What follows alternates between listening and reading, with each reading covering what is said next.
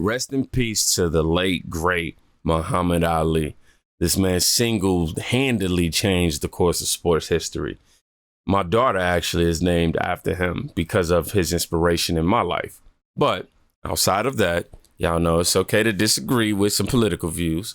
I want y'all to listen to what Muhammad Ali's former wife actually has to say when she asks if she believes that if Muhammad Ali would have picked Kamala to be on a ticket in support of the Democratic Party, just because he wants to support his people in any kind of way. But, you know, back then was definitely a different time. Today is definitely different. But I definitely want to hear what she has to say. I don't think, but the fact that the Democrats actually took his title from him, took his passport from him, took everything that he loved most, and that was boxing, stripped him of all of that. No, he wouldn't accept what Kamala says. No. Well, at least you know I didn't watch the clip before I played it. Because she's saying that the Democratic Party has left a stain on Muhammad Ali, you know, during his time here. They stripped him of his title. They stripped him of everything that he loved. I haven't really dove into that. You know what I'm saying? Super heavy. I know that he ended up getting his title taken away from him because he didn't want to go in the army or something like that. It was some to that effect. But this right here is what I call American news.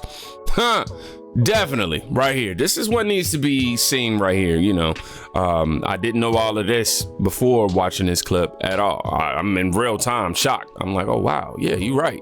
You're so right. Let's read a few comments, y'all. I just met Muhammad Ali at LAX while we were both waiting in the same plane. In less than 10 minutes of casual conversation, that big black guy had invited this little skinny white guy to his home in Louisville to meet his mother. Try his per pecan pie. Genuine good guy. Okay, he's pretty much saying that regardless of color, Muhammad Ali invited him in. And yeah. Okay, cool. Well, let's hear more from Dr. I don't want to say her name wrong, y'all. I'll just call her Dr. Ali for right now, because her last name is Ali. And she's going to be explaining why she's voting for Trump. I would like to read a few lines from your book. But I'm voting for Trump, so I don't care what nobody believes. I don't care what nobody says. I don't care what you think or whatever. I've studied what Trump wants to do. I studied what Trump wants to make change. I saw what Trump has tried to do. And people who just want to be a hater, they don't get in the information that they need to be. Yeah. A guy asked me the other day, why are you voting for Trump? And I told him why. I gave him 5 reasons.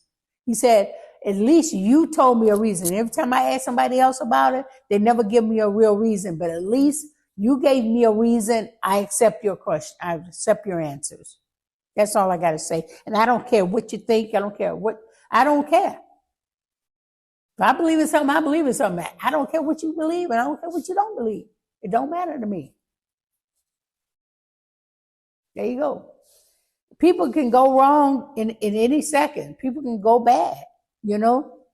But I'm not controlling the people. I'm just watching. That's the problem. Yeah. We, people are afraid to stand up for what they believe in. Yeah, but see, I stand up and say what I believe in. If you don't like it, I don't care. So see, that's me.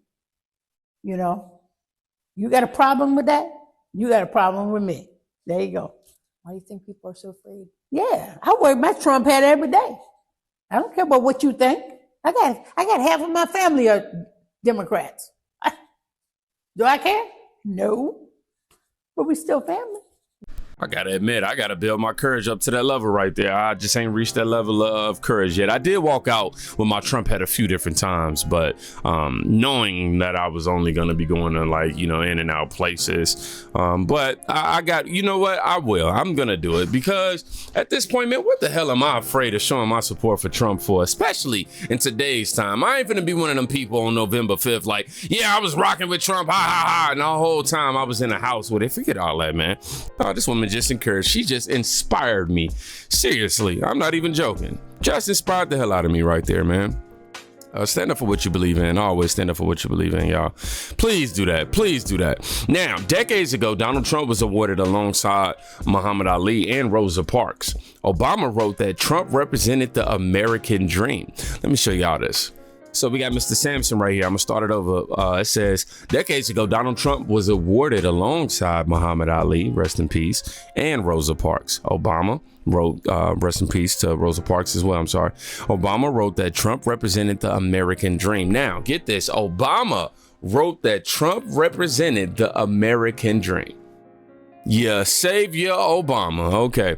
The notion that Trump is intimidated by Kamala Harris, or Kamala, however you say it, as a quote person of color is absurd. And then we have some pictures right here. It says the American dream is to be Donald Trump. Now, this was Barack Obama in 1991 when he made that quote right there. 1991. That was the year your boy right here was born. That's the greatest year of the world right there. Yeah.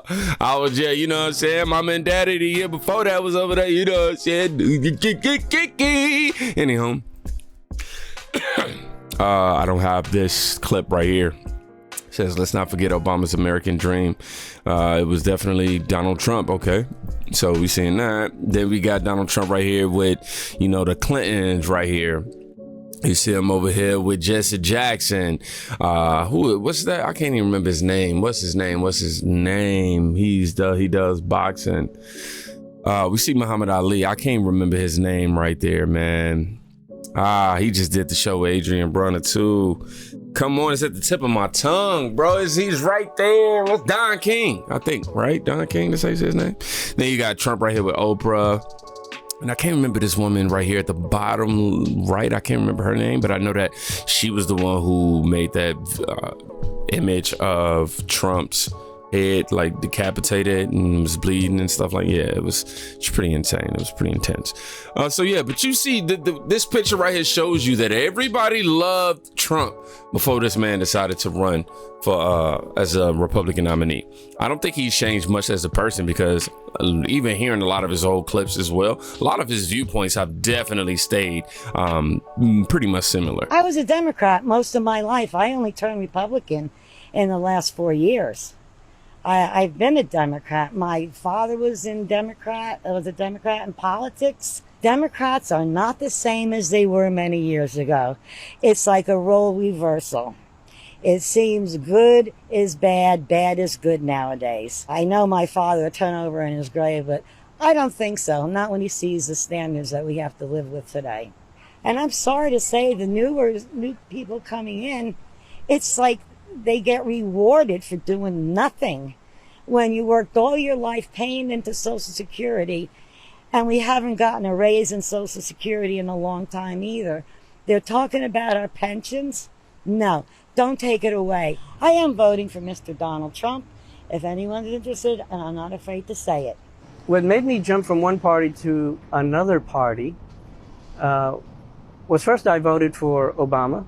I thought he was better than sliced bread, and he was going to do a wonderful thing. And then after his time was up, I realized things didn't go quite right. Things are getting crazy. I went to my election office and I said, take me off the Democrat roster and put me on the Republican roster. That's when I flipped. The Democratic Party, man, the history of it definitely surprised me. Learning, obviously, about Muhammad Ali, that was news to me. But the actions that they took, knowing that it came from them, isn't that surprising. Especially when you go do your research and come across this video called The Inconvenient Truth about the Democratic Party. They also have another video about the Republican Party. And you learn that it was the Democrats who was trying so hard, profusely, trying so hard not to give women rights. You know what I'm saying? They was the one trying to keep slavery going around. You know, they were really against the people. And it was the Republican Party who was founded upon giving the rights back to the people and freedom to the people that was there too, So when I'm saying this to say, I guess, before I lose my train of thought, I'm saying all this to say, I don't think the Democratic Party has really switched that much. I think the intention, the perception of it most definitely.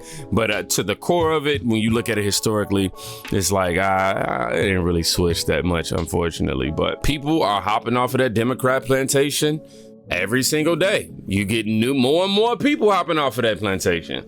I am definitely curious to know, like Layla, I believe that's Ali's daughter. I would love to know her perspective on this situation. I've been doing some research. I haven't found anything or come across anything in regards to her responding to this, but I definitely would like to. Now, I'm going to move on to this very next clip because we are talking about Muhammad Ali. He's somebody who was definitely pro-black in the sports entertainment era that he was in, for sure. Definitely a totally different era than we in today. But it says Trump supporters in North Carolina, quote, just because I'm black doesn't mean I'm going to vote for Kamala Harris or Kamala Harris, have you say it, because she looks like me, end quote. And I think that that's the lesson that Dr. Ali, Muhammad Ali's former wife, was trying to put out there. My name's Angel. I'm from Sevierville, Tennessee. Awesome. And how old are you? I'm 19. Is this your first Trump rally? This is my first Trump rally. My first one I've ever been to. And obviously first time voting at 19? Second. Second time. Okay, cool. What's the most important issues for this election for you? For me, well, the most important issue is school and education. I'm in college. I think that we have the right to learn stuff, but I also think that for younger students, we need to be very mindful of what we're teaching the younger generation, of what we're feeding them. We're feeding them information that doesn't need to be put down. But I think biggest issue with, like, candidate-wise, I hate identity politics. They make me mad. Just because I'm black doesn't mean I'm going to vote for Kamala Harris because she looks like me. I mean, I think that's such a stupid way to think today, because we're not voting for looks. We're not voting for, oh my gosh, that's my representation. We're voting for the country. And it's important that we think that, oh, I'm going to vote for the country. I'm not going to vote for me, myself, and how I look. Respect to that woman right there, man. In terms of Kamala, she has done nothing for us, man. Not just black people, just for Americans, period. Okay. This woman right here, man, kudos to you. You might as well, she need to go ahead and run for president. With that type of common sense, I'd be like, yeah, forget Trump. It's like, oh, that'll never happen anyhow. It says, look how everyone respects her and just let her speak. So cool. For sure. Proud mom and dad. Somebody said, look like her mom and dad is up under this post. Proud of you, Angel. Good head on your shoulders.